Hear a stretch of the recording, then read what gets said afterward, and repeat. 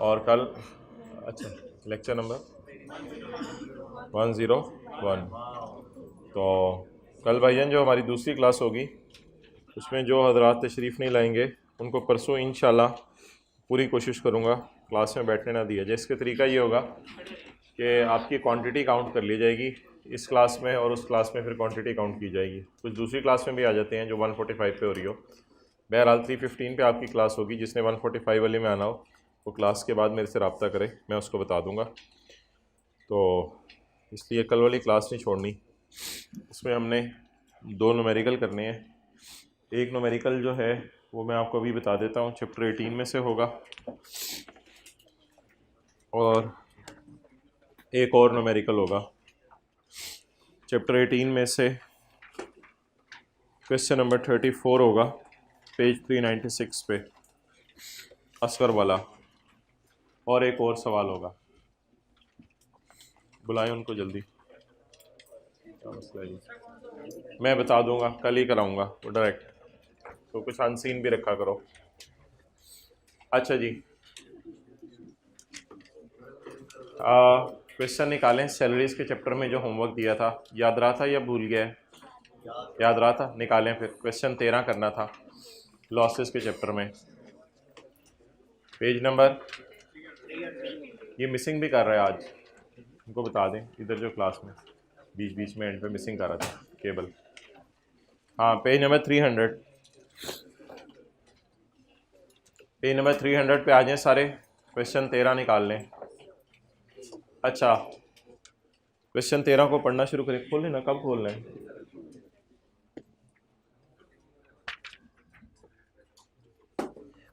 Question 13, question 13 के अंदर जो है वो, अगर आप पहली लाइन पढ़ें पेज नंबर 300 पे, तो वहाँ पे आपको लिखा हुआ नज़र आएगा, ऑन यकम जुलाई को ठंडे करें, छोड़ दें, पढ़ें सर। ऑन यकम July 15 Mahreen joined a local newspaper, Mahreen ने लोकल न्यूज़पेपर ज्वाइन किया as an investigation journalist at a salary of 3 lakh per month. Investigation उसने करनी थी कि बिजली जाने के असबाब क्या हैं।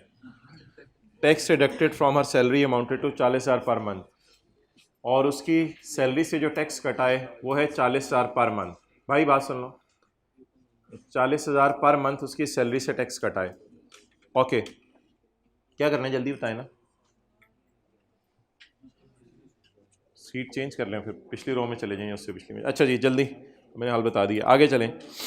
अब सवाल ये राइज होगा जी कि इसकी जो पाकिस्तान की सैलरी है वो 3 लाख रुपए पर मंथ है, तो 3 लाख रुपए पर मंथ को कितने महीने से मल्टीप्लाई करना है, ये डिपेंड करता है कि उसने कितना अरसा पाकिस्तान के अंदर जॉब की। That depends upon this. अच्छा,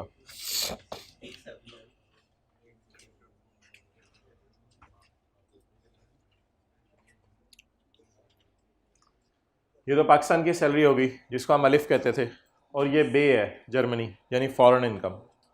फॉरेन इनकम की डिटेल इसकी ये है, speculation, non speculation, other source, capital gain. Foreign income में कुछ भी नहीं करना होता, सादा सा मैंने काम कहा था। ये फॉरेन इनकम करंट ईयर के प्रॉफिट्स या लॉसेज हैं, और ये पुराने साल के लॉसेज हैं। आपने सिर्फ करंट ईयर का लॉस पकड़ के उसको नीचे फेंक देना है, बस ये काम करना है। करंट ईयर का लॉस पकड़ के उसको कैरी फॉरवर्ड कर लेना है, 600 में से ये माइनस करना है, 1480 को पहले कॉलम में डालना है, 950 में से ये माइनस करना है। ये होता है फॉरेन लॉसेज का न्यूमेरिकल। करंट ईयर के लॉस को पकड़ के फेंक दें, प्रॉफिट्स को अंदर रख के पुराने लॉसेज माइनस कर दें। हेड का नाम भी पढ़ना कोई इतना ज़रूरी नहीं, क्योंकि हर हेड के लिए एक ही रूल है, करंट ईयर का लॉस कैरी फॉरवर्ड और पुराने लॉसेज इसमें से माइनस। ऑन यकम में 16 Mahreen resign from her current job. इसका मतलब है पुराने एम्प्लॉयर के पास इसने 10 महीने नौकरी की है, मई जून का महीना नौकरी नहीं की। तो आपने 3 लाख को भी 12 से मल्टीप्लाई करना था, और जो टैक्स एंड पे माइनस करना होता है न्यूमेरिकल के, उसमें भी आपने 40,000 को 10 से मल्टीप्लाई करना था। ऑन यकम May 16 Mahreen resign from her current job and joined Akhtar Marhaba an Arabic Habibi Yalla newspaper in Dubai.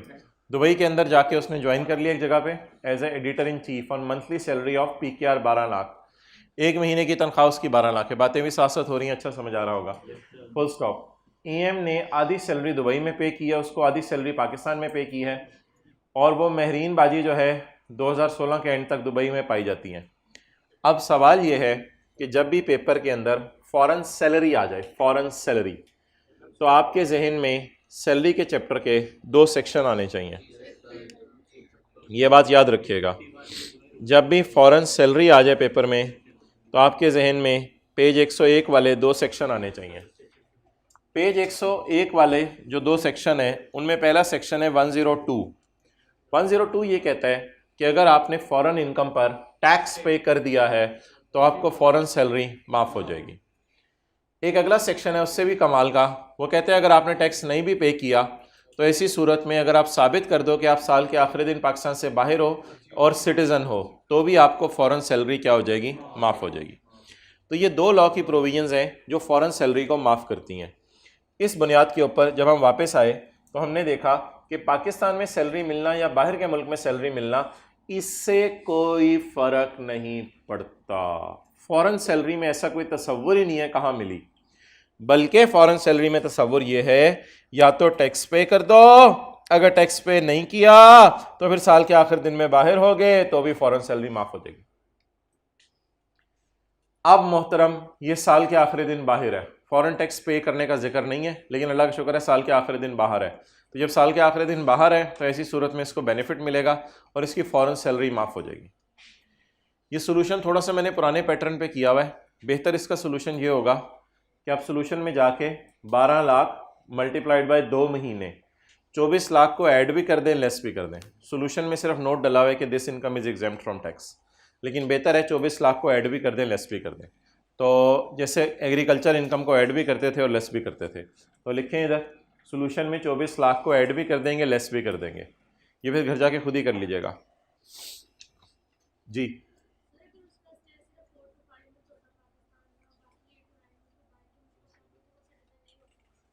नहीं नहीं, सिटीज़न तो फिर भी होती, अभी तो वो सिटीज़न है, सवाल खामोश है। फिर तो आप रेजिडेंट नॉन रेजिडेंट की बात करिए ना, फिर तो वो शायद नॉन रेजिडेंट होती। नॉन रेजिडेंट की तो फॉरेन इनकम वैसे ही टैक्सेबल नहीं।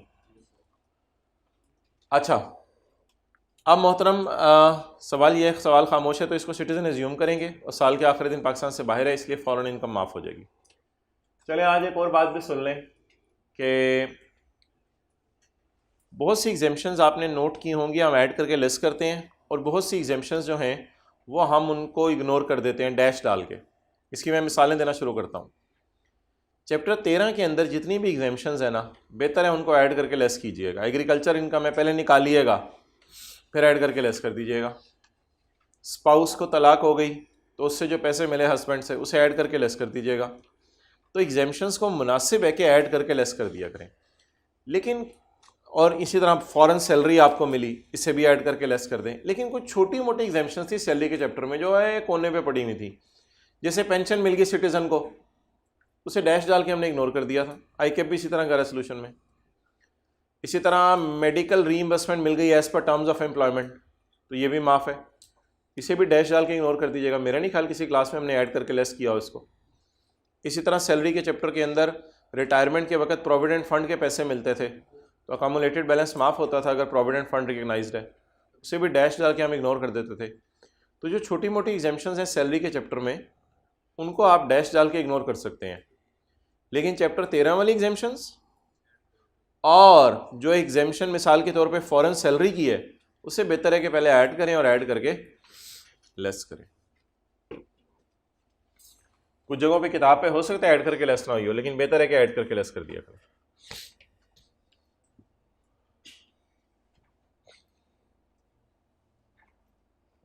चैप्टर 15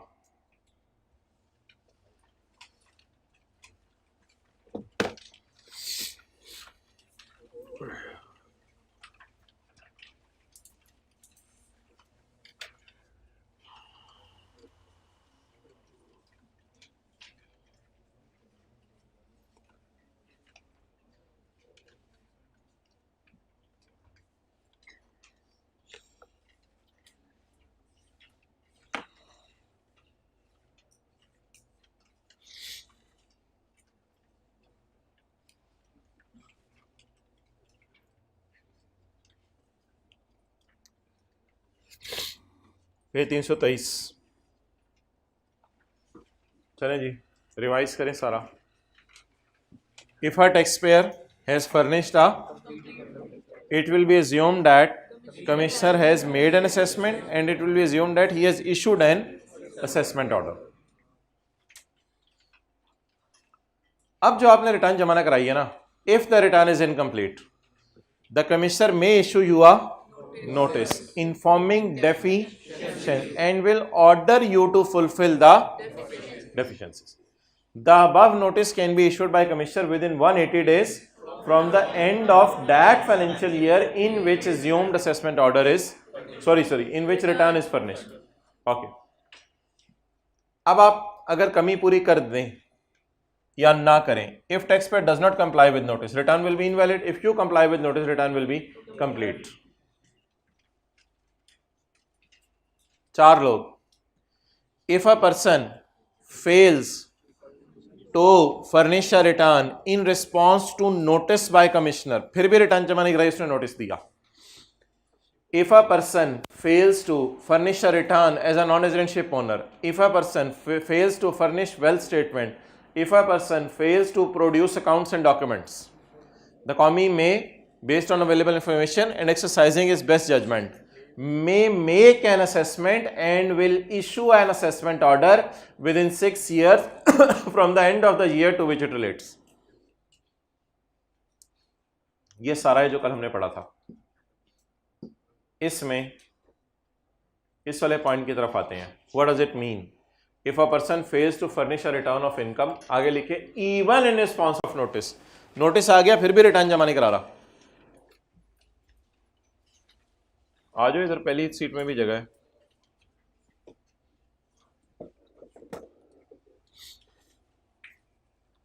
ओके,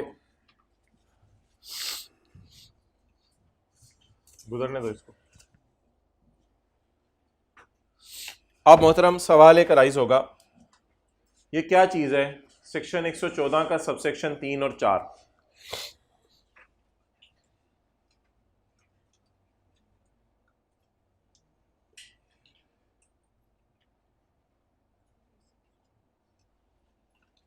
सेक्शन 114 का 4, पेज नंबर 314.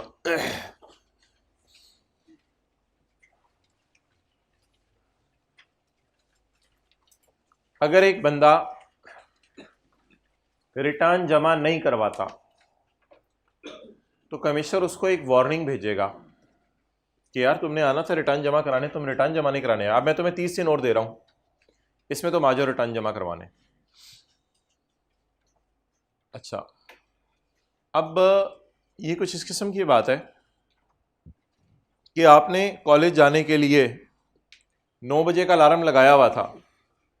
अब आप 9 बजे भी नहीं उठे, फिर अम्मी ने 9:30 उठाया कि 5 मिनट में उठ जाओ, आप फिर भी नहीं उठे. इसका मतलब है वार्निंग में मिल चुकी है. इसको कहते हैं ढीठ स्केयर. ना 9 बजे खुद उठा, ना 9:30 अम्मी के कहने पे उठा. अब अब्बू आके इसकी बेस्ट जजमेंट करेंगे. नाउ अब्बू will pass a best judgement. इसी तरह की कोई कहानी है. आपके मोहल्ले में एक डॉक्टर साहब हैं, जहन में लाएं. मेरे तो गली से निकले आगे लेफ्ट, हाँ मेरे जहन में आ गया. आप अपने जहन में लाएं डॉक्टर साहब. शक्ल जहन में आई. ग्लासेस लगाते हैं नहीं लगाते? मूंछें हैं नहीं है? अच्छा, ले डॉक्टर साहब जहन में. किस किस के जहन में आ गए? आपके मोहल्ले में एक डॉक्टर साहब हैं, उन्होंने रिटर्न जमा नहीं करवाई. ओहो, उन्होंने क्या जमा नहीं करवाई? रिटर्न जमा नहीं करवाई. डॉक्टर का नाम नहीं बताना मैंने, आपको इलाका पता चल जाएगा. अच्छा, तो आपके मोहल्ले में डॉक्टर साहब हैं, उन्होंने रिटर्न जमा नहीं करवाई. अब जब उन्होंने रिटर्न जमा नहीं करवाई तो पहली गलती उन्होंने ये की कि रिटर्न जमा नहीं करवाई.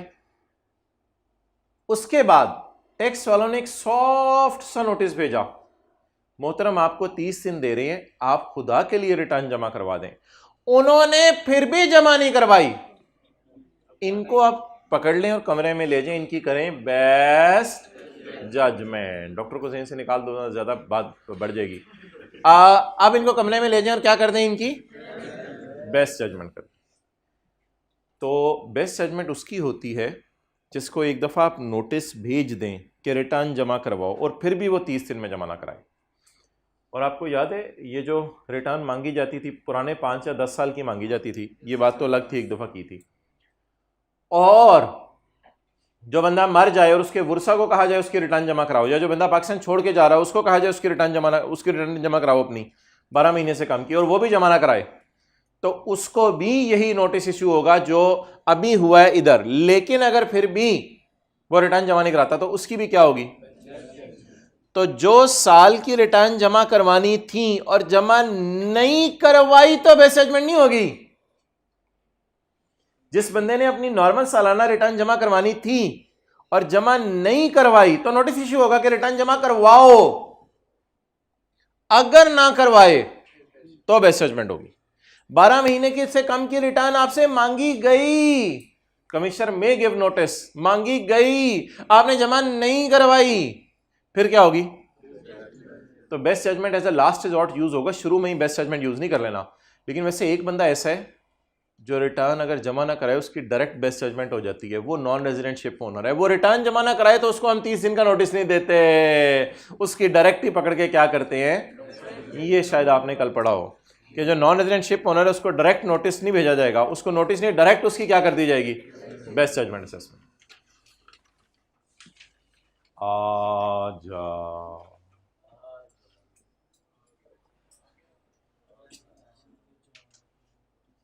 if a person fails to furnish a return even in response to notice under subsection 3 and subsection 4, clear? तो आपको नोटिस भेजा गया, आपने नोटिस को भी लिफ्ट नहीं कराई, तो आपकी बोलें क्या होगी? आप बता दें जी कितने लोगों की बेस्ट जजमेंट होनी है और कितने अरसे में होनी है? 4 लोगों की बेस्ट जजमेंट होनी है और कितने अरसे में होनी है? 6 साल के अंदर। ओके, एक आखिरी पॉइंट है जी, इसको फिर पढ़ के हम अगला सेक्शन शुरू करने लगे। ये कोई ख़ास इतना इम्पोर्टेंट नहीं है, बहरहाल पढ़ना तो पड़ेगा। एक बंदा है, उसने मुसलसल 5 साल से रिटर्न जमा नहीं कराई। हमने कहा था इससे 10 साल की रिटर्न मांगी जा सकती है। अब जब ये 10 साल या उनमें से किसी सालों की रिटर्न लाया तो साथ वेल्थ स्टेटमेंट लाना भूल गया, तो हमने कल पढ़ा था जो वेल्थ स्टेटमेंट ना लाए उसकी बेस्ट जजमेंट होगी। अब इसकी बेस्ट जजमेंट 6 साल में ना करें, इसकी बेस्ट जजमेंट जल्दी कर लें, क्योंकि इसने पहले ही 10 साल पुरानी रिटर्नें भी जमा नहीं कराई हुई, ये तो बड़ा मुजरिम है। इसकी बेस्ट जजमेंट फिर इसको लेट ना करें, इसकी बेस्ट जजमेंट ज़रा जल्दी कर लें। जब आपने उसे कहा था ना रिटर्नें लाओ, उस साल के आखिरी तारीख से 2 साल के अंदर अंदर आप उसकी रिटर्नों पे नज़र मारें, रिटर्नों पे नज़र मार के देखें किस किस साल की वेल्थ स्टेटमेंट नहीं लाया, वो उस साल की वेल्थ स्टेटमेंट उससे मांग लें। आई रिपीट, अगर एक साहब से मुसलसल 5 साल की रिटर्न जमा नहीं कराई, ये बात यहाँ नहीं लिखी हुई है, पहले की पड़ी हुई है। अगर एक साहब ने मुसलसल 5 साल रिटर्न जमा नहीं कराई तो इनसे कितने सालों की रिटर्न मांगी जाएगी? जब ये साहब 10 सालों या उनसे कम की रिटर्न लाएं तो साथ क्या लाना भूल गए? इनकी बेस्ट जजमेंट कर दें, इनकी बेस्ट जजमेंट कर दें। लेकिन ये बेस्ट जजमेंट आप 6 साल वाली लिमिट छोड़ें। अब जब आपने इनसे रिटर्न मांगी थी ना, जिस साल आपने उसको कहा था कि रिटर्नें लाओ, उस साल के आखिरी तारीख से 2 साल के अंदर अंदर इसको कहें अब तुम अपनी साथ साथ क्या ले आओ, बोले वेल्थ स्टेटमेंट।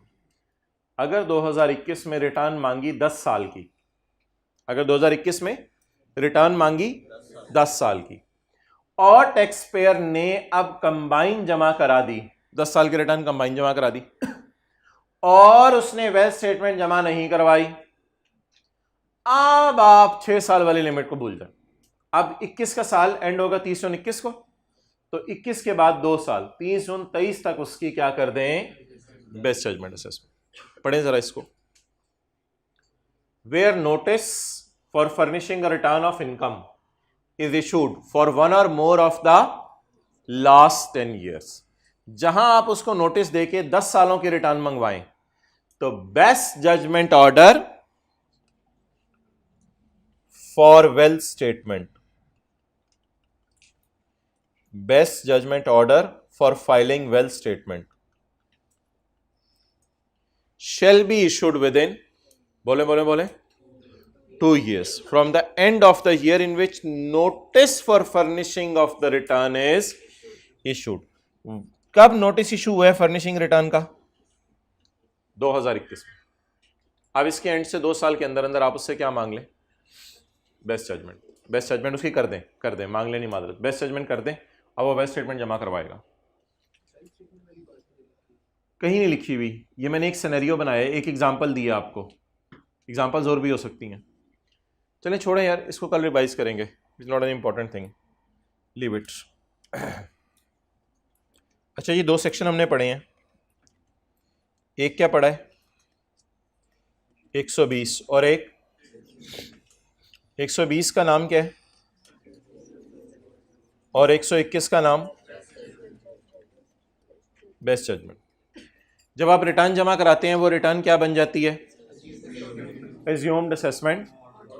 लेकिन अगर रिटर्न में कमी हो तो कमी पूरा कराने के लिए आपको क्या भेजा जाता है?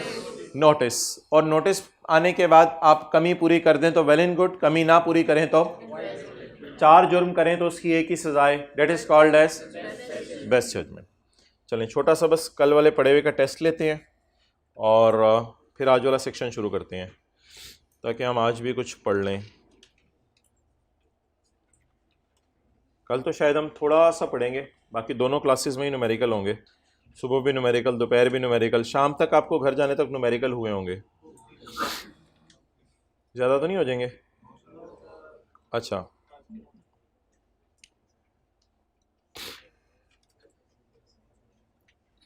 क्वेश्चन 14।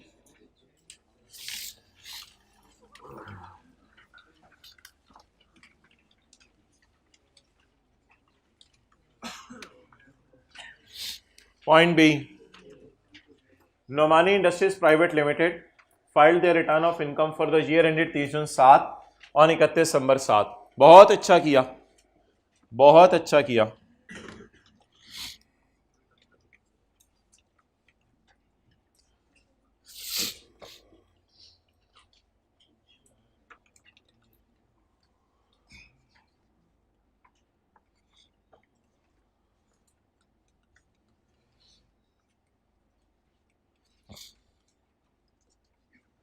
हमारे साल की रिटर्न, बातें नहीं नहीं नहीं नहीं, हमारे साल की रिटर्न आपको पता है अगले साल जमा कराई जाती है। और कंपनीज के लिए शायद आपको भूल गया हो, कंपनीज रिटर्न जमा करवाती हैं 31 दिसंबर तक। आपने क्या की? Return file. रिटर्न क्या बन गई? Assumed assessment order. Now my question from you people is कि कंपनी ने रिटर्न 3 महीने में जमा करानी होती है या 31 दिसंबर तक जमा करानी होती है?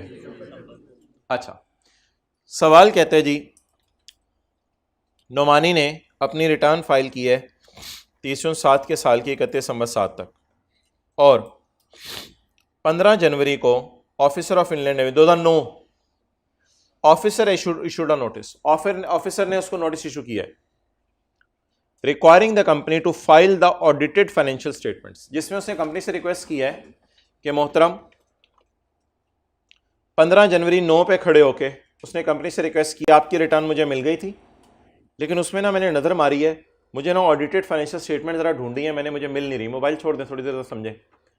मैंने आपकी रिटर्न मिल गई है, आपकी रिटर्न में ना कुछ मैंने ढूंढने की कोशिश की थी ऑडिटेड फाइनेंशियल स्टेटमेंट, वो मुझे नहीं मिली, वो ज़रा आप अब मुझे भेज दें। अब सवाल क्या है कि हमारी रिटर्न फिर मुकम्मल थी या नामुकम्मल थी? हमारी रिटर्न में डेफिशिएंसी थी या नहीं थी? थी। If a return is, the commissioner may issue a notice informing and will direct him to fulfil the deficiency या file the missing information. Commissioner हमें यह कह सकता है। मोहतरम, एक नोटिस हुआ है जो हमने महीना पहले पढ़ा था और एक नोटिस हुआ है जो हम पिछले 2 दिन से पढ़े हैं। आज इन दोनों नोटिस में भी फ़र्क समझ लें। महीना पहले हमने जो नोटिस पढ़ा था वो आज मैंने सुबह आपको दिखाया है। वो हमारे मोहल्ले के डॉक्टर साहब को इसलिए दिया गया था कि उन्होंने सिरे से रिटर्न ही जमा नहीं कराई थी। 2 बच्चे होते हैं ना, एक बच्चे जो आई कैप को फॉर्म ही जमा कराना भूल गया, एक वो है फॉर्म तो जमा कराया, तस्वीर लगाना भूल गया। तो एक रिटर्न वो थी जो जमा ही नहीं हुई थी सिरे से, उसको हमने 30 दिन दिए थे कि रिटर्न लेके आ जाओ। एक वो बंदा है जिसने रिटर्न तो जमा करा दिया है लेकिन उसमें इंफॉर्मेशन मिसिंग है। अब ऐसी सूरत में कमिश्नर को यह पावर अवेलेबल है कि मिसिंग इंफॉर्मेशन को मांग सकता है। अब सवाल यह है उसका, क्या कमिश्नर जस्टिफाइड है ऊपर वाला नोटिस इशू करने में? बोलें। ओके, हम लिख के आएंगे commissioner is not justified in issuing the above notice. Count करते हैं जी दिन, 180 डेज यहाँ से, बल्कि कल गिन लिए थे। ये बनेगी 27 दिसंबर 2008 और कमिश्नर ने नोटिस इशू किया है, बहुत देर कर दी मेहरबान तुमने आते आते, 15 जनवरी 2009 को। इसलिए commissioner is not justified in issuing the above notice. Note करें जी।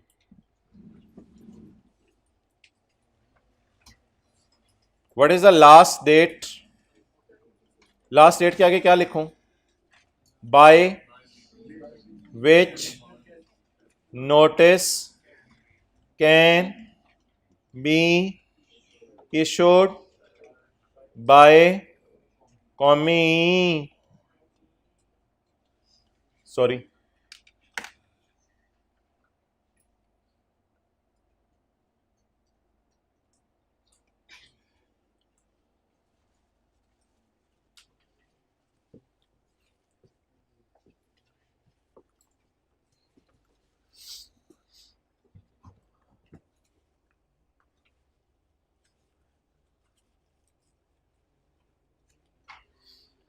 आना जरूरी है या घर में पढ़ना भी जरूरी है?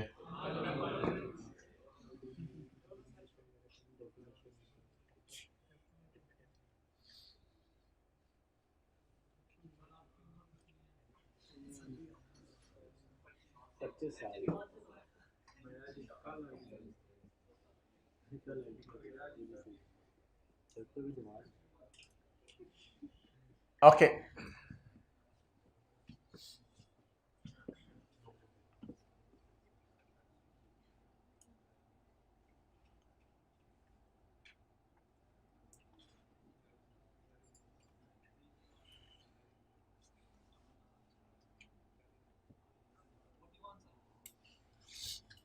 ज्यादा हो गई है।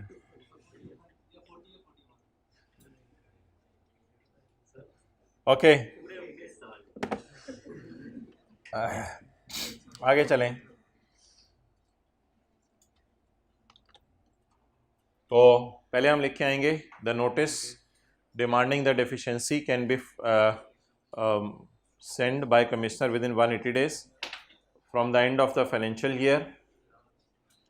The notice can be issued with in 180 days from the end of the. अच्छा, इससे कोई फर्क नहीं पड़ता कि 30 सितंबर हो या 31 दिसंबर को रिटर्न हो, एंड इधर ही होना है।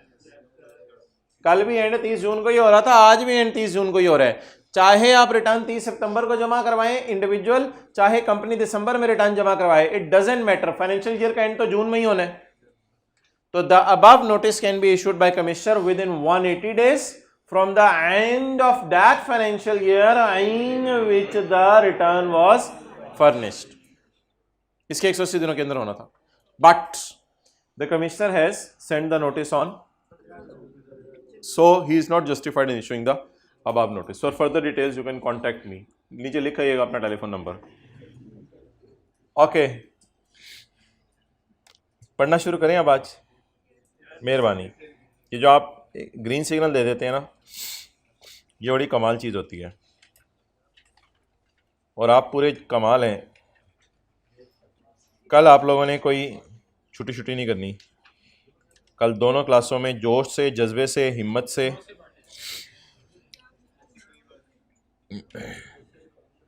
When I am very excited and motivated, it will meet 2 times tomorrow.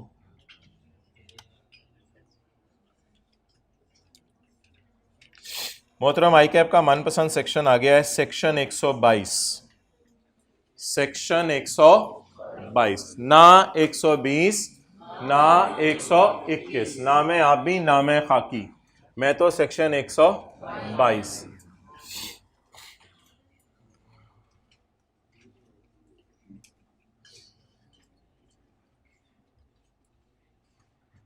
आपका दिमाग चाहिए बस।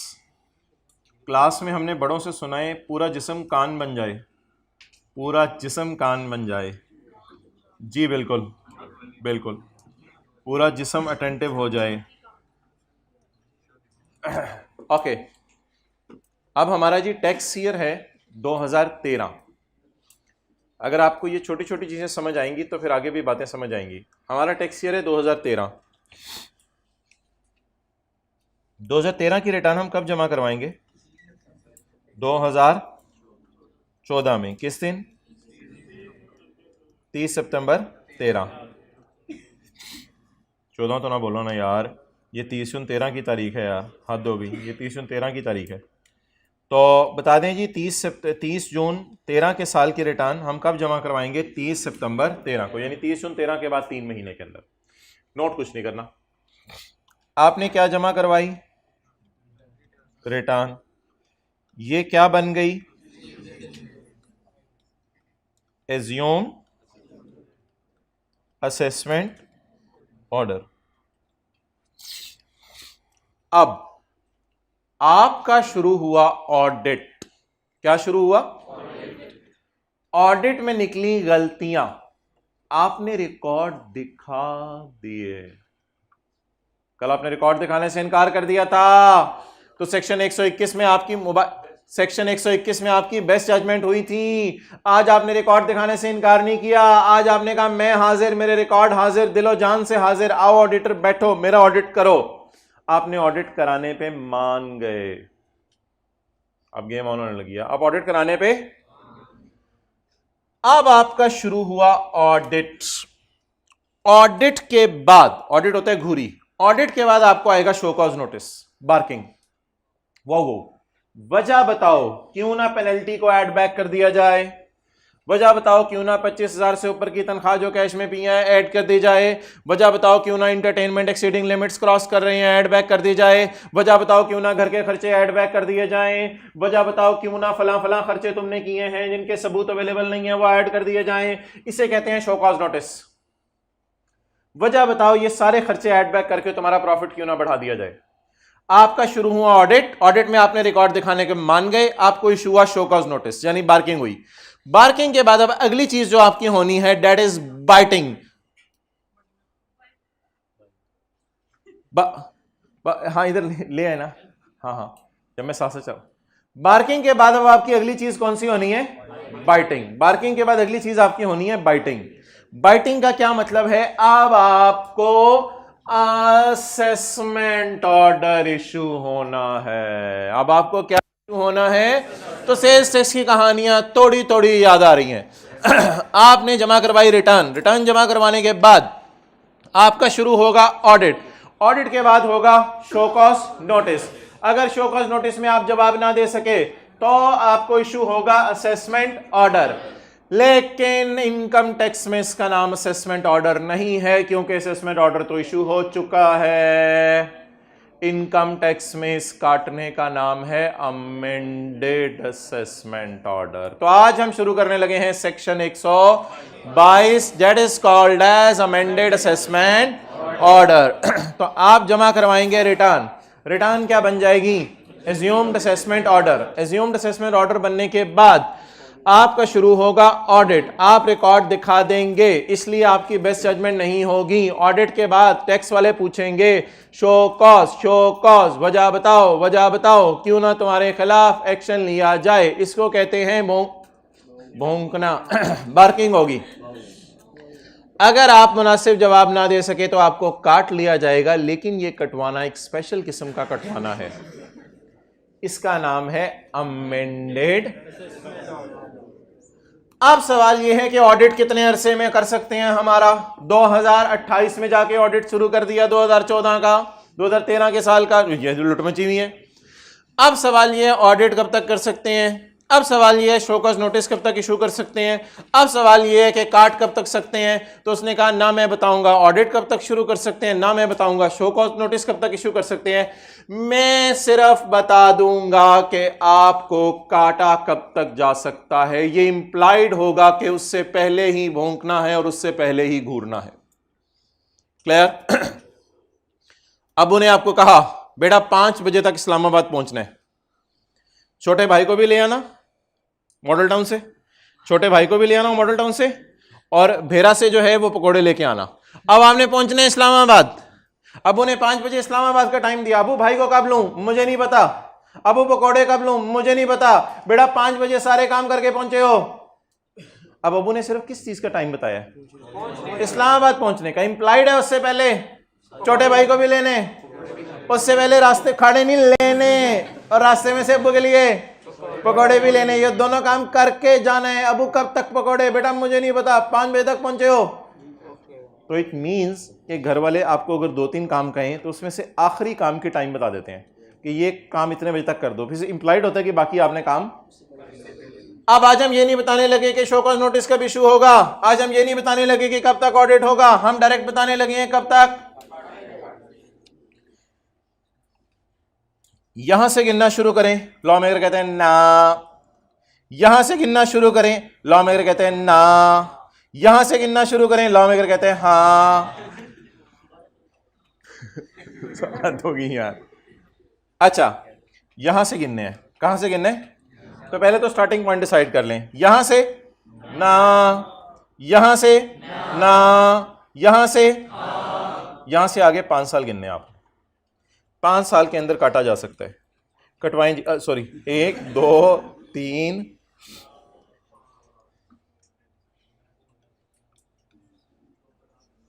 30 × 15, ये 30 × 14 है ना, 30 × 15,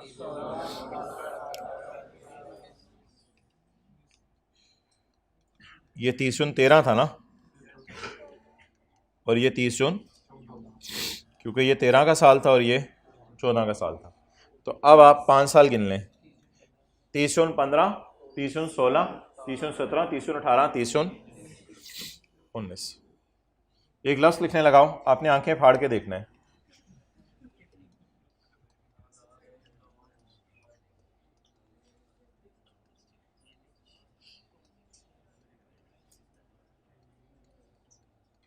थोड़े से डेले अंदर करें आंखों के।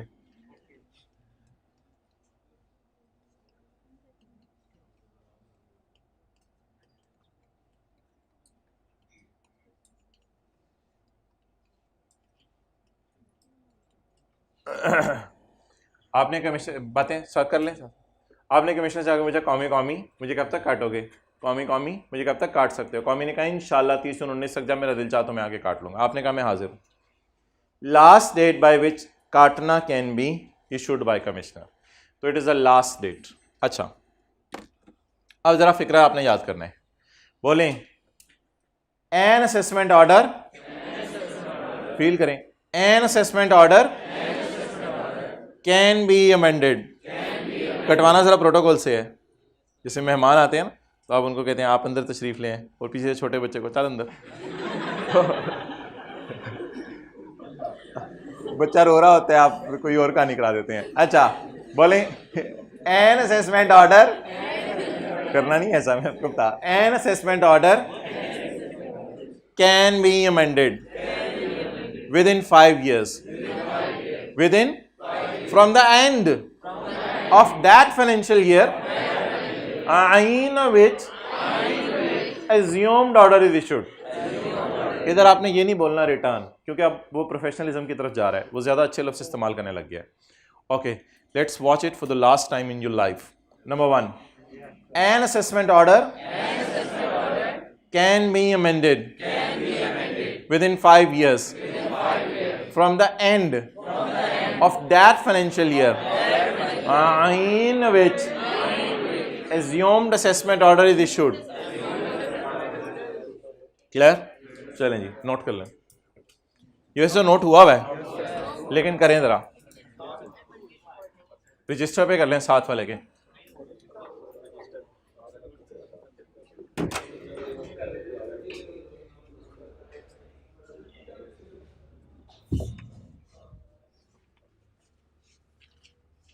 अच्छा, आप लोगों ने आहिस्ता बोलना होता है, आज थोड़ा सा ज़रा बोल लें ऊंची। N assessment order can be amended within 5 years from the end of that financial year in which assumed order is issued। आते रहिएगा बस 31 जनवरी तक। एक दिन आपको और बुलाया जाएगा फरवरी में, उस दिन तैयार होके आना है, गर्मियों के कपड़े पहन। वालेकुम अस्सलाम। An assessment order can be amended within 5 years from the end of that financial year in which assumed assessment order is issued.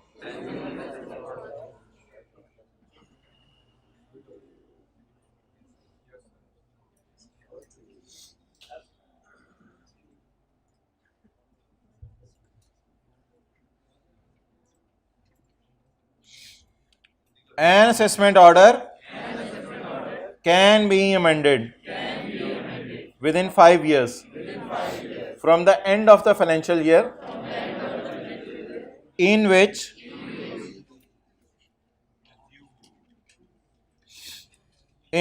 commissioner is assumed to have issued the original assessment order.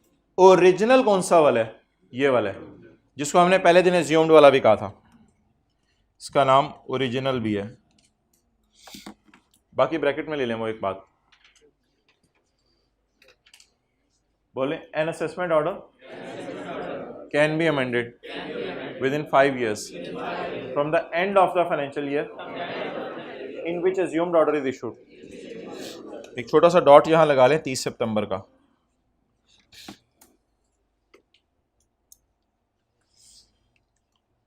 अच्छा, scenario based सवालों में अब ये line आपने जरूर लिख के आनी है, it is the last date by which assessment order can be issued. नहीं, हद हो गई यार, assessment order can be issued लिखा है तो अमेंडेड, ये क्या मसला है, बस कर दें बोलना। Assessment order can be issued का क्या मतलब है? हद हो गई, तो ब्लंडर है। अमेंडेड का लफ्ज़ पूरे फिक्रे में कहीं आया ही नहीं। जब तक अमेंडेड असेसमेंट ऑर्डर का लफ्ज़ नहीं आएगा तब तक आपको मार्क्स कैसे मिलेंगे? तो last date by which assessment order can be amended, it is the last date जब तक अमेंडमेंट की जा सकती है। इसको असेसमेंट नहीं कहना, असेसमेंट तो ये थी, है ये भी असेसमेंट ही, लेकिन इसका नाम आज क्या रख दिया हमने? Amended assessment order.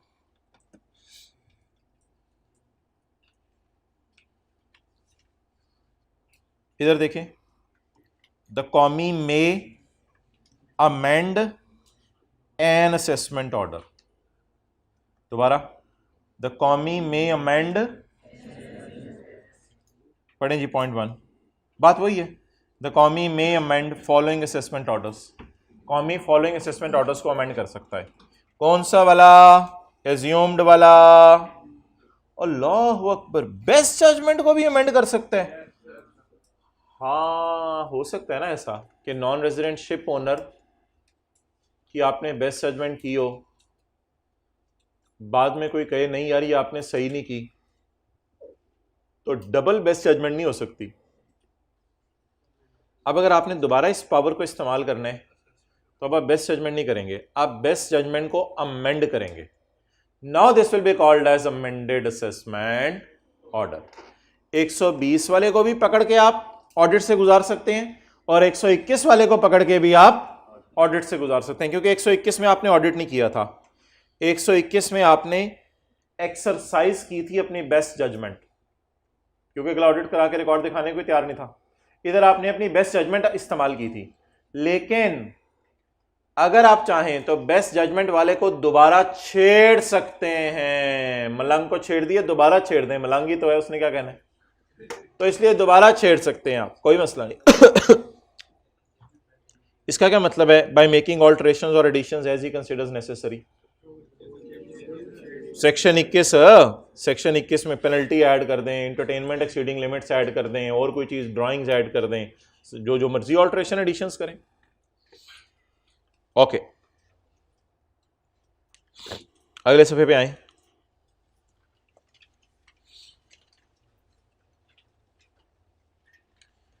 अच्छा यार, ये जो आपने ओरिजिनल रिटर्न जमा कराते हैं अगले सफ़े पे, इसका स्टेटस क्या होता है? एज्यूम्ड असेसमेंट ऑर्डर इशूड, वो जो सेक्शन 120 का एक पढ़ा था। लेकिन अगर आप खुद ही रिवाइज कर दें, कमिश्नर ने कुछ नहीं कहा, ऑडिट वगैरह नहीं हुआ, आपने खुद ही रिवाइज कर दी रिटर्न, आपने खुद ही रिवाइज कर दी, तो इस रिवाइज का नाम उनकी नजर में बन जाएगा अमेंडेड असेसमेंट ऑर्डर। तो हम जब जमा करवाते हैं ओरिजिनल रिटर्न, इसका नाम बन जाता है एज्यूम्ड असेसमेंट ऑर्डर। और हम जब जमा कराते हैं रिवाइज रिटर्न, तो रिवाइज का नाम उनकी नजर में क्या बन जाता है?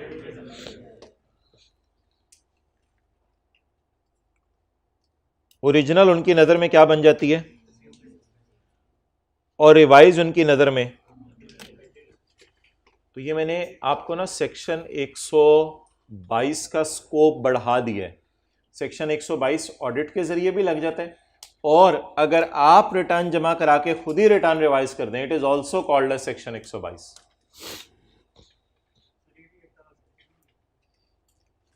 assumed amended assessment order कह सकते हो आप इसको, बिल्कुल assumed amended assessment order where a taxpayer furnishes a revised return। अंग्रेजी वही है 120 के एक वाली। It will be considered that commissioner has made an assessment of income and tax। याद है वो वाली अंग्रेजी? Made हो गई। And the revised return shall be considered as amended assessment order issued। तो assume किया जाएगा made भी हो गया और made करके issue भी हो गया। On the day revised return was furnished। अब दो सवाल आते हैं पेपर में। एक सवाल आता है what is the status of original return, वो भी मैं नहीं पढ़ा रहा, वो 120 का एक है। एक सवाल आता है what is the status of revise return. बताएं जी what is the status of revise return. Status क्या है? स्टेटस है amended assessment order. Revise return क्या बन जाती है? Amended assessment order. Original return क्या होती है? Assumed assessment order.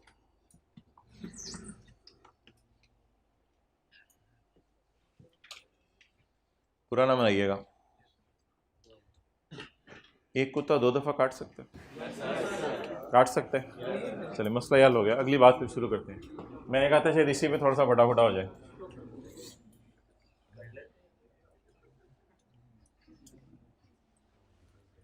बहुत अटेंटिव हो जाए। हमारा साल है 2020 और ये तारीख है 30 जून 20।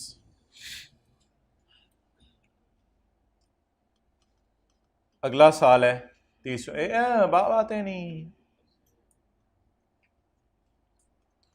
हम रिटर्न जमा करवाएंगे। हम क्या फाइल करेंगे? तो रिटर्न क्या बन जाएगी? खुदा के लिए सर पता चल गया, अब क्या जान लेंगे हमारी ये बता बता के। रिटर्न क्या बन जाएगी? Assumed assessment order. अब an assessment order can be amended within 5 years। 5 years कहां से गिनना शुरू करें? यहां से ना, यहां से ना, यहां से हाँ, यहां से गिनना शुरू करने। यहां से अब 5 साल गिने। 30 जून 22, 30 जून 23, 30 जून 24, 30 जून 25 और 30 जून 26। कब तक फर्स्ट अमेंडमेंट हो यानी कब तक अमेंडमेंट हो सकती है? 5 साल तक। 30 जून 26 तक हो सकती है। फर्ज करें, for the sake of discussion मैंने ब्लू मार्कर पकड़ा है, फर्ज करें कि फर्स्ट अमेंडमेंट या चलें अमेंडेड असेसमेंट ऑर्डर इशू हो गया। अमेंडेड असेसमेंट ऑर्डर क्या हो गया? इशू हो गया। इससे पहले क्या होता है, जरा पीछे आके लिख लें, ये पेज 325 पे अमेंडमेंट से पहले क्या होता है? शो कॉज, और इससे पहले क्या होता है? ऑडिट। ये तो आपको पता है ना। पहले घुरी मारी जाती है, घुरी के बाद शो कॉज नोटिस। ये मैं हूं पेज 325 पे, और उसके बाद अमेंडमेंट होती है। क्लियर?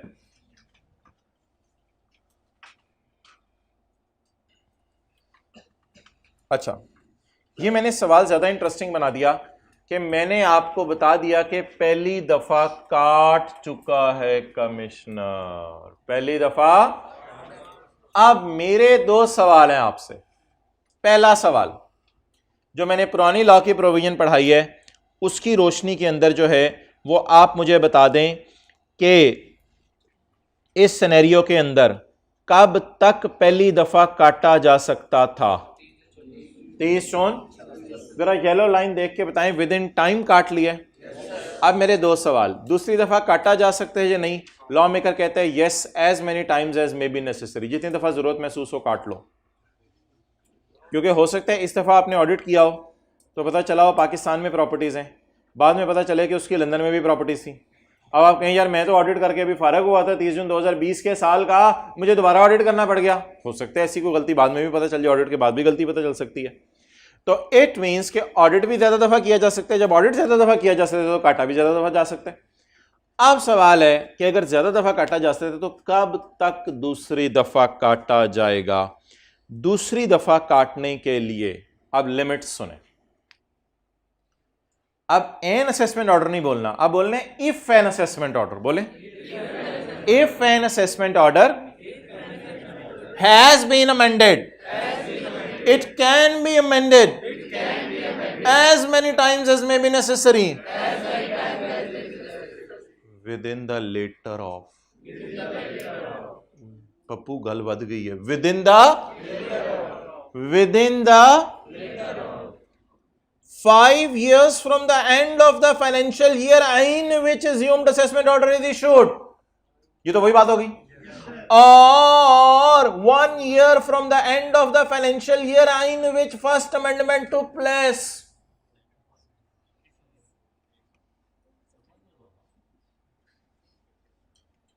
23 जून 27। अब दोबारा सुने बात को। If an assessment order has been amended, it can further be amended as many times as may be necessary within later of 5 years from the end of that financial year in which assumed order is issued, or 1 year from the end of that financial year in which amendment took place. अच्छा, इसके and से 1 साल गिने, 30 जून 27।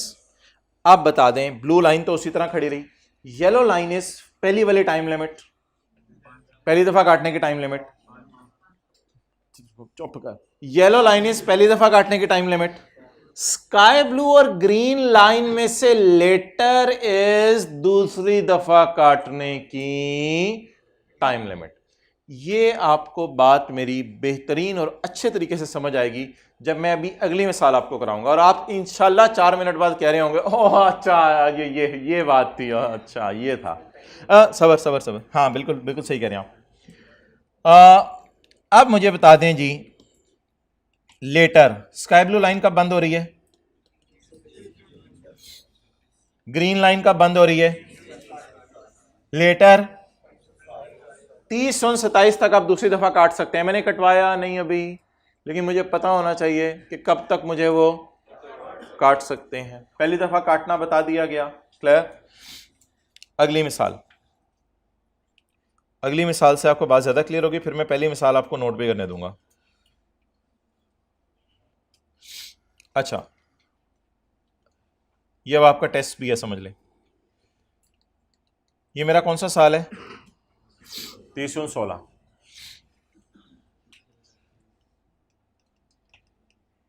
इसकी return कब जमा कराएंगे, 30 सितंबर 16। आप क्या जमा करवाएंगे, रिटर्न क्या बन जाएगी, एज्यूम्ड असेसमेंट। यार वो ना पीछे गलती रह गई थी, माजरत, वो एक डेट आपको सही करानी थी, किसी बच्चे ने भी नहीं बताई। ये 30 ये ना पेज 326 में जो रिवाइज रिटर्न की मैं बात कर रहा था, ये डेट 30/9/10 बनती है, ये डेट 30/9/10 बनती है। वो ऐसी गलती से लिखी गई थी वैसे 30 सितंबर 11, 30 जून 10 के बाद 30/9/10 ही आता है ना। आप लोगों की भी नज़र नहीं पड़ी। तुसी क्या फिर गेम पै गई। ओके क्या मतलब, इसमें क्या ऐसी बात है, अनइंटरप्टेड काम हुआ है। अच्छा अब मोहतरम मुझे ये बताएं कि मेरा साल कौन सा है, 16। 16 की रिटर्न मैंने कब जमा करवाई होगी, 17 में, लेकिन किस दिन, 3 महीने बाद। 30/9/16 के बाद 3 महीने, 30/9/16। ओके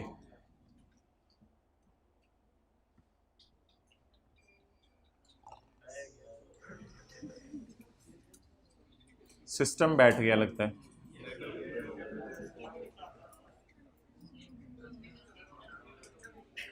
पता नहीं ये पढ़ाने वाली की नीयत पे सिस्टम बैठता है या पढ़ने वालों की नीयत पे।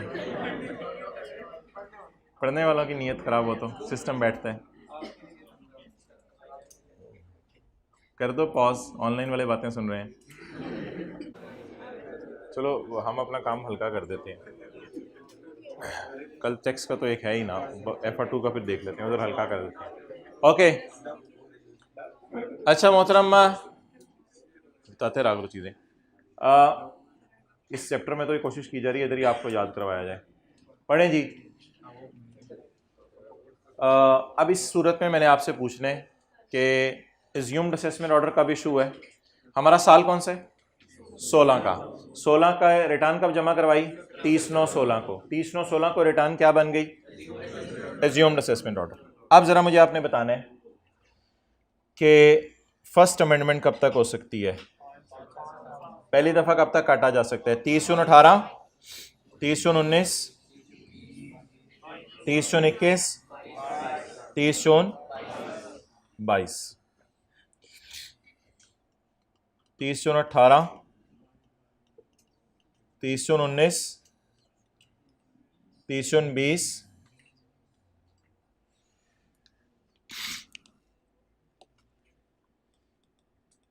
30/18,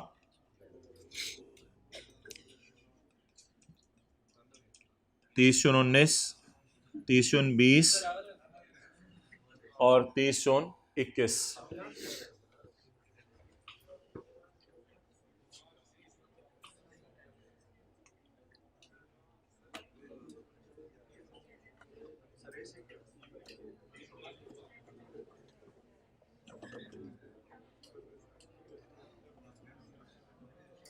पॉज कर दो ना, बताऊं उनको उमर भाई।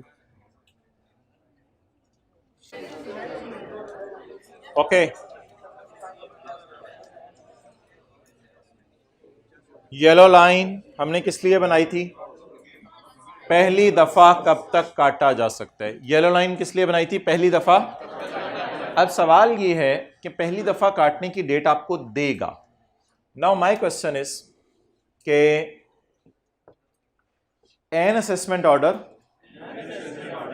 Can be amended within 5 years from the end of that financial year in which assumed order is issued।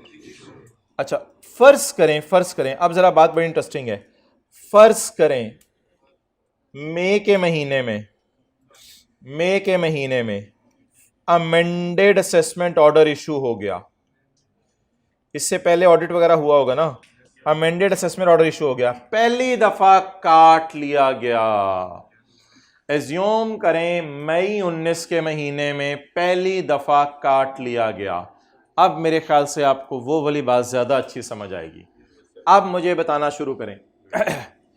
If an assessment order has been amended, it can further be amended as many times as may be necessary within the later of 5 years from the end of that financial year in which assumed order is issued, or 1 year from the end of that financial year in which amendment took place।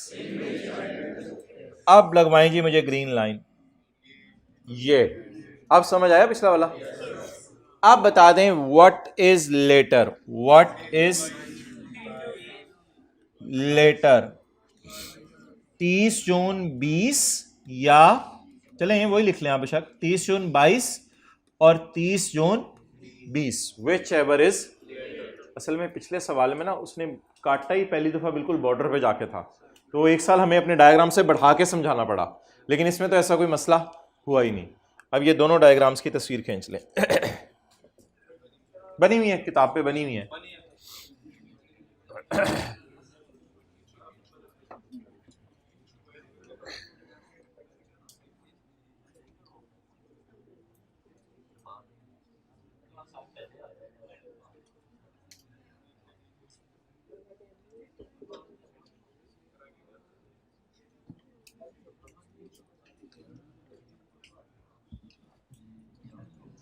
Yellow line हम किस लिए use करें? पहली दफा काटने के limit, और sky blue और ग्रीन लाइन दूसरी दफा काटने के limit.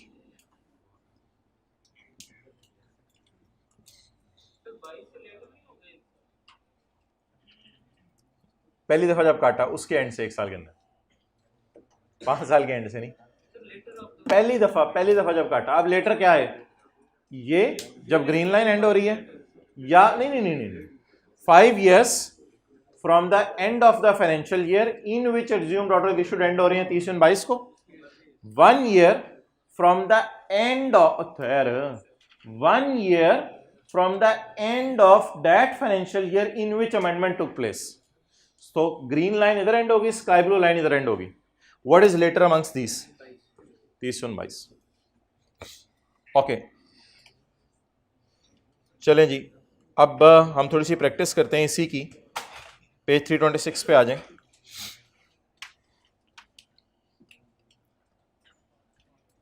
If an assessment order has been amended, बोलें।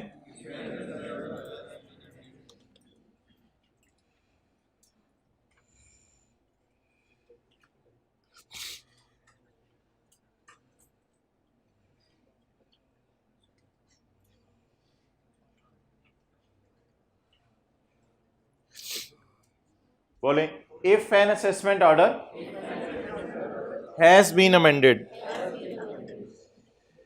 The commie may further amend as many times as may be necessary.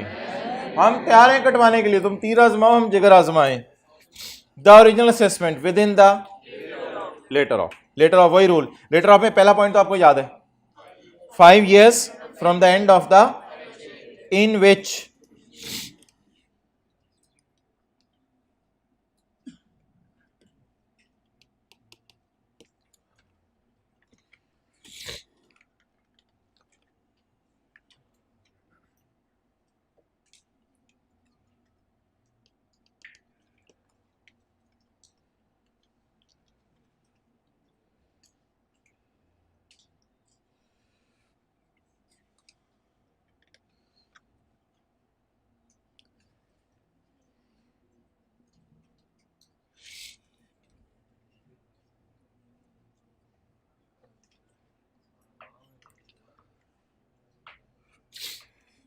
years from the end of the financial year in which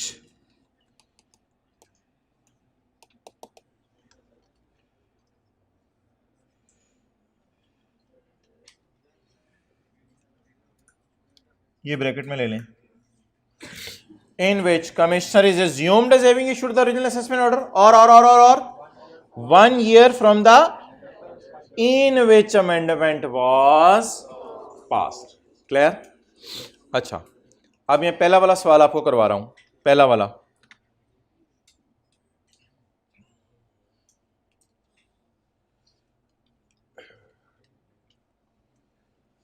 वाला सवाल आपको करवा रहा हूं।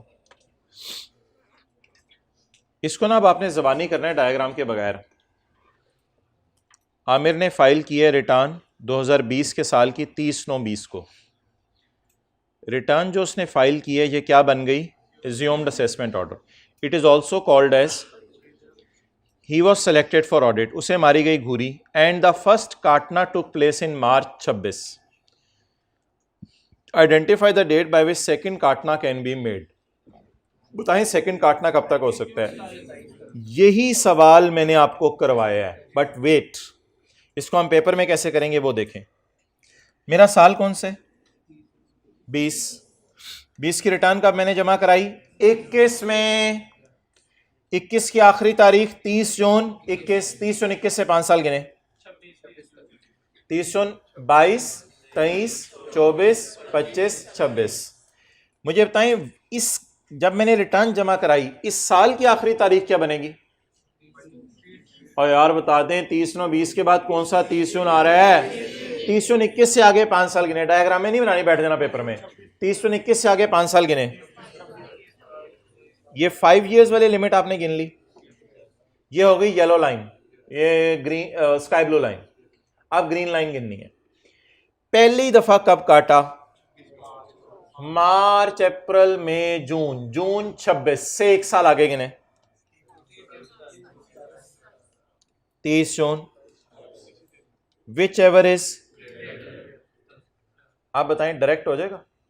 यानी कि अगर डायग्राम ना भी बनाए तो the second amendment can be made with in later of 5 years from the end of year in which commissioner is assumed as having issued order, or 1 year from the end of financial year in which first amendment has been made. So the later date is 30 जून 27। तो ये वाला सवाल हमने ज़बानी करने की कोशिश की। अब ये वाला सवाल डायग्राम के बगैर ज़बानी करने की कोशिश करते हैं।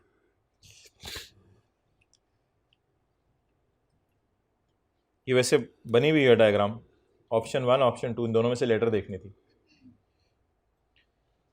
अब डायग्राम को भूल जाएं। उम्र का महीना कौन सा है? इसने रिटर्न कब जमा कराई? 30/9/16 को। Return filed is assumed as assessment और ही वाज सिलेक्टेड फॉर। और पहली दफा कब काटा गया? सवाल क्या है? सेकंड टाइम तक कब काटा जा सकता है? 30/9/16 से नहीं गिनना। स्टार्टिंग पॉइंट 30/9/16 नहीं है। स्टार्टिंग पॉइंट ये है या आखिरी वाला है? आप बताएं। महीना कौन सा है मेरा? 16। मैंने रिटर्न कब जमा कराई? सॉरी, साल कौन सा है? 16। रिटर्न कब जमा कराई?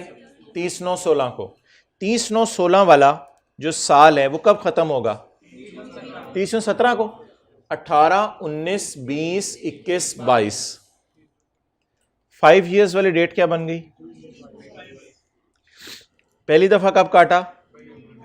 मई जून। 30 जून 19। 1 साल डालें जरा इसमें। 1 साल डालें 30 जून 19 के बाद 30 जून विच इज लेटर। कितने लोग कर लेंगे जुबानी? डायग्राम नहीं बनाने का टाइम मिलेगा। तो ये दोनों सवाल हमारे हो गए। तीसरा अब आप खुद कर लें।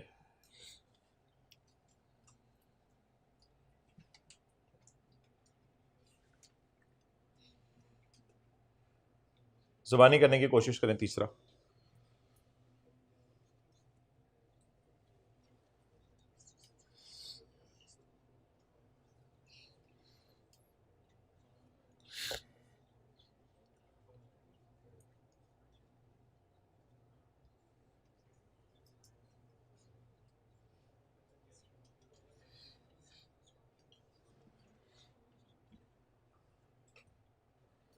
Okay, mister Stumpout has filed the return of income for tax year 2010 on 30 September 2010। Commissioner has amended the assessment for the first time. पहली दफा कब काटे? 31 जनवरी 12 को। Identify the specific date by which further काटना कैन बी डन। फर्दर काटना। अब मुझे बताएं हमारा साल कौन सा? इसकी रिटर्न कब जमा कराई? 30 जून 11 के साल में। 30 जून 11 से आगे 5 साल गिने। 30 जून 12, 13, 14, 15, 16। ये तो आम हालात वाली आगे डेट। पहली दफा काटा कब? 31 जनवरी 12 को। इसके बाद 30 जून कौन सा आ रहा है? 30 जून 12। 30 जून 12 के बाद साल गिने, एक साल गिने। 30 जून विच इज लेटर।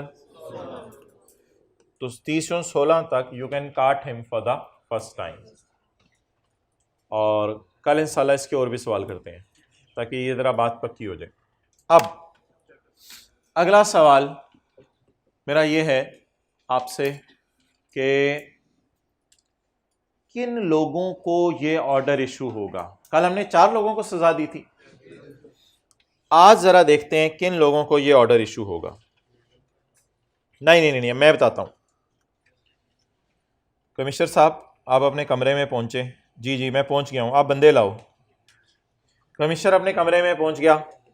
कौमी कमिश्नर साहब आज हम एक ये बबलू लाए हैं और एक ये बबली लाए हैं। तो कमिश्नर हम ये 2 बंदे लाए हैं आपके लिए। अच्छा यार इनको क्यों लाए हो आज? पहले ज़रा बबलू को तो लाओ। बबलू तुम्हारा कैसे आना हुआ?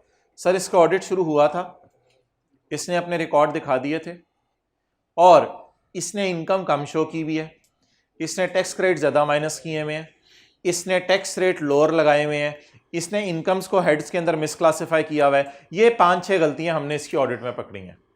कमिश्नर ने कहा इसको बेस्ट जजमेंट वाले कमरे में ना लेके जाना, इसके लिए अलग कमरा बनाया हुआ है क्योंकि ये उन 4 में से नहीं है। इसको पकड़ के ना हमारी जो अंदर वाली जेल है ना उसमें डाल दो। डन। अब इस कमरे में जाके क्या होनी है, इसकी बेस्ट जजमेंट या amended assessment? Amended assessment. Babli को बुलाया जाए। सर ये बबली बड़ा 2 नंबर बंदा है, ये जो है ना लोगों को छेड़ता रहता है। देखिए आपको भी छेड़ है। अभी तो हमने इसकी फोटोकॉपी मंगवाई है, जब ये खुद आएगा तो फिर देखें क्या बनेगा आपका।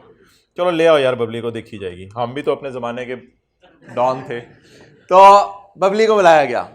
इसने क्या किया है? सर इसने हुकूमत के रेवेन्यू को नुकसान पहुंचाया है। इसको अंडरग्राउंड ले जाओ, इसको देखते हैं क्या करना है। इसने क्या किया बोले? हुकूमत के रेवेन्यू को, एक लास्ट में बोलने लगा हूं, प्रेजु नुकसान पहुंचाया है। To the interest of government, government के रेवेन्यू को नुकसान पहुंचाया है। कल हम देखेंगे इसकी क्या मिसालें बन सकती हैं, वो फिर मैं डिस्कस करूंगा। अब बता दें जी किन 2 लोगों की अमेंडमेंट ऑफ असेसमेंट की जा सकती है। ऑडिट में जिसकी 5-6 गलतियां पकड़ी जाए, वो 5-6 गलतियां भी मैंने आपको बता दी हैं। और दूसरा जिसने गवर्नमेंट के रेवेन्यू को,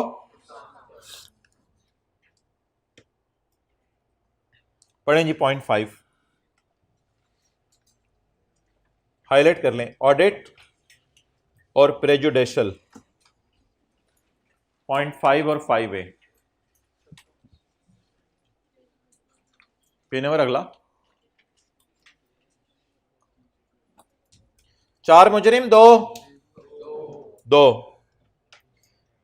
the commissioner may amend or further amend an assessment order. वही बात है, may amend, the commissioner may amend or further amend an assessment order where through audit or the basis of पक्की खबर commissioner को इत्मीनान हो जाए। क्या? नंबर 1 कोई भी income escape assessment. Escape assessment का क्या मतलब है? भूल गया उस पर टैक्स लगाना। टोटल इनकम इज कम, lower rate is applied, excessive tax credit relief, excessive tax credit is provided. इन सारी चीजों से गवर्नमेंट को नुकसान हो रहा है। और any amount under a head of income has been. Audit में मोटी मोटी कितने किस्म की गलतियां पकड़ी जा सकती हैं? 3। ऑडिट में मोटी मोटी 3 गलतियां पकड़ी जा सकती हैं। दूसरी बात भी ना ऑलमोस्ट वही है, कल थोड़ा सा फर्क आपको बता दूंगा, इसमें बातें बाद में भी हो सकती हैं। अच्छा फिक्रा वही है जो बार बार सुबह के हम पढ़ रहे हैं। The commissioner make amend an assessment order. The commissioner may amend, वो वाला, the commissioner may amend an assessment order. The commissioner may amend, वही जो सुबह का पढ़ रहे हैं। The commissioner may amend an assessment order if, लिखें assumed order, if assumed order is नुकसानदेह to the interest of revenue of government. नुकसानदेह to the interest of revenue of government. अगर ये किसके रेवेन्यू को नुकसान पहुंचा रहे हैं? 2 बातें होंगी, number 1 audit and number 2 prejudicial. इंशाल्लाह ये सारा कल हमने रिवाइज करना है। जिस तरह 120 और 21 आपको मैंने सारा अंग्रेजी में दोबारा रिवाइज कराया, ये भी कल सारा रिवाइज करना है। अगली बात 5AA काट दें, 6 कल पढ़ लिया था। मेक जरूरी है या इशू भी करना है? इशू भी करना है, पढ़ा था कल। आफ्टर मेकिंग, मेक करने के बाद क्या मेक किया आज, बेस्ट या amended? After making amended assessment order the commissioner shall issue an amended assessment order स्टेटिंग amended income, amended tax, tax paid if any, and time place and manner of appealing. अगर आप हमारे खिलाफ appeal करना चाहते हो तो उसका तरीका भी आपको बता दिया जाएगा। अपीलिंग अगेंस्ट लिख लें, appealing against the assessment order.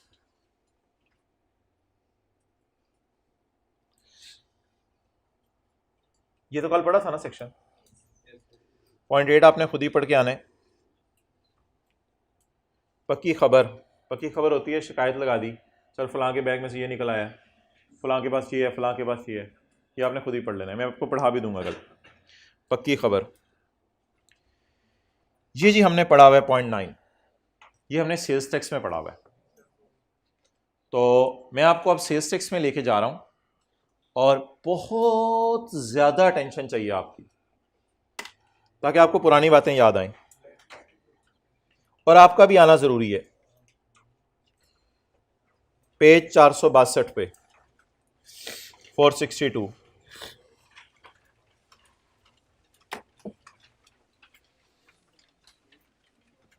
मैं 2 बातें करूंगा, आपने मुस्कुराना है इस पे। सेल्स टैक्स में आप जमा कराते हैं रिटर्न, पेज 4, बहुत मुतवज्जे हो जाए। सेल्स टैक्स में आप जमा करवाते हैं, कोई अजम्पशन नहीं ली जाती कि ये अज्यूम्ड असेसमेंट ऑर्डर है।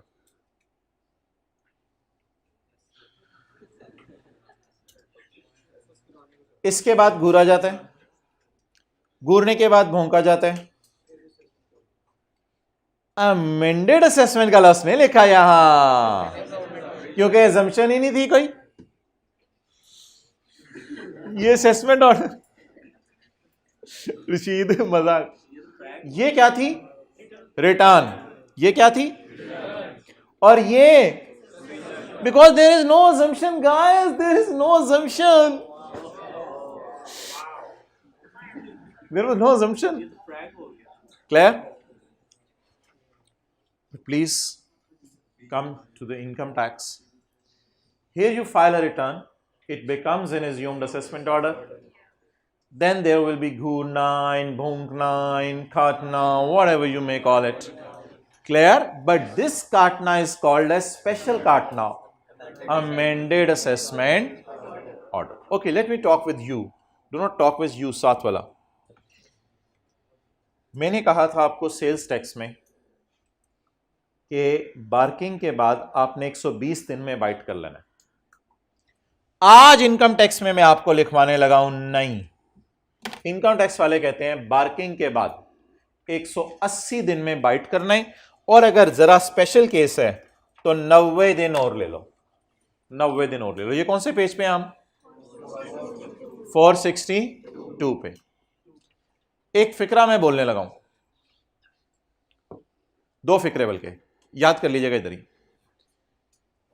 An amended assessment order can only be issued if show cause notice is issued. बोले, an amended assessment order can only be issued if show cause notice is issued, वरना नहीं, obviously। और दूसरी बात, amended assessment order can be issued within 180 days, can be issued within 180 days after issuance of, ये दोनों बातें sales tax में पढ़ी थी, तसल्ली से बैठे रहें और याद करके जाने। पहली बात, an amended assessment order can only be issued after an opportunity of being heard is given, या आसान लफ्ज, after show cause notice is given। दूसरी बात, amended assessment order can be issued within from the issuance of show cause notice, यानी तुम पकोड़े अगर ले लिए तो फिर इतनी देर में तुम्हें इस्लामाबाद पहुंच भी जाना चाहिए, ठीक है। तो शो कॉज नोटिस के बाद अमेंडेड असेसमेंट ऑर्डर इतने अरसे में हो सकता है। डन। चलें पढ़ें, ये हमने याद किया हुआ सेल्स टैक्स में सारा। An assessment can only be if the tax payer has been provided, नहीं अपॉर्चुनिटी को लिखें show cause notice. An assessment can only be amended if the taxpayer has been provided with show cause notice। वापस आ गया हम income tax में। अगर आपको क्या इशू कर दिया जाए पहले, और दूसरी बात अमेंडेड असेसमेंट ऑर्डर काटना shall be issued within 180 days of barking or in such extended period as the commissioner may, the extension shall not exceed, लिखें काटना shall be within 180 days of barking। काटना बार्किंग के 180 days में होगा। Bracket वाली line काट दें।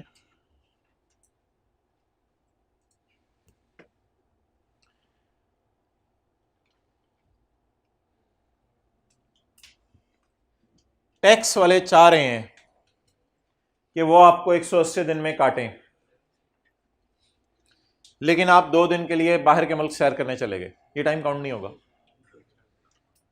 Tax वाले चाह रहे हैं कि आपको 180 दिन में काटें, आप 2 दिन के लिए ऑल्टरनेट डिस्प्यूट रेजोल्यूशन कमेटी के पास डिस्प्यूट रिजॉल्व कराने चले गए, ये वाले 2 दिन भी काउंट नहीं होंगे। टैक्स वाले चाह रहे हैं कि आपको काटें 180 दिन में, आप 2 दिन के लिए कोर्ट के पास चले गए, स्टे ऑर्डर ले लिया, खुदा के लिए ये काम रुकवा दो, मैं बड़ा बिजी हूं, ये तीनों टाइम पीरियड्स काउंट नहीं होंगे। अब मेरे ख्याल से कमिश्नर के पास 186 डेज होंगे, 186 डेज के अंदर वो आपको काट ले। यानी अब्बू ने फोन करके कहा बेटा वो मेरे दोस्त से भी जरा मिला ना, उन्होंने भी आपको कोई काम कहना था, अब्बू फिर मैं 5:30 तक, हाँ बेटा कोई मसला नहीं, फिर आप 5:30 तक आ जाना, वो मैं मानता हूँ, इस टाइम को मैं काउंट नहीं करूंगा। समझ आ गई बात? तो अगर आप टैक्स वालों को काम करने से रोक रहे हैं तो फिर टैक्स वाले 180 दिन में माजरत काम नहीं कर सकेंगे, फिर वो जितने दिन आपने उनको तंग किया वो दिन उसमें से क्या कर दें। ये याद है आपको सेल्स टैक्स में पढ़ा था, ये सेल्स टैक्स में पढ़ा था। आखिरी बात पढ़ लें फिर साथ वाले को आज ले जाएं। Following period will not be counted in above days, जुबानी याद कर लें। स्टे ऑर्डर, आप कहीं से जाके स्टे ऑर्डर ले आए, कभी आप सुने जिंदगी में स्टे ले लिया इन्होंने, स्टे ऑर्डर। अच्छा, following period will not be counted, alternate dispute resolution proceedings, ये अगला आपको समझ नहीं आएगा क्योंकि आपने सेक्शन 122 डी नहीं पढ़ा हुआ। Following period will not be counted in above days, इसको लिखें डिले। पिटिशनर का मतलब मैंने टैक्स पेयर लिखवाया था, एडजॉर्नमेंट का मतलब लिखें डिले, एडजॉर्नमेंट का मतलब डिले, पिटिशनर का मतलब किसी को याद हो, tax payer. Delay bye tax payer not exceeding 60 days, 60 days से ज्यादा का डिले नहीं हो सकता। टैक्स पेयर छुट्टी जा सकते हैं, लंदन चला गया सैर करने के लिए, लेकिन 60 दिनों के लिए, ज्यादा नहीं। Shall be excluded from computing the above days. Okay, कितने साल में अमेंडमेंट हो सकती है? 5। कितने साल में अमेंडमेंट हो सकती है? 5। अगर एक दफा काट लिया है दोबारा कितने सालों में काटा जा सकता है? 5 या 1, विच एवर इज लेटर। कितने लोगों को काटा जा सकता है? 2। ऑडिट और prejudicial to interest of revenue, make के बाद इशू, उसके बाद अगर आपको शो कॉज नोटिस इशू हो गया है तो कितने दिनों में अमेंडेड असेसमेंट ऑर्डर इशू हो जाना चाहिए, और 180 दिन गिनते हुए ये वाले दिन काउंट नहीं किए जाएंगे। ठीक है।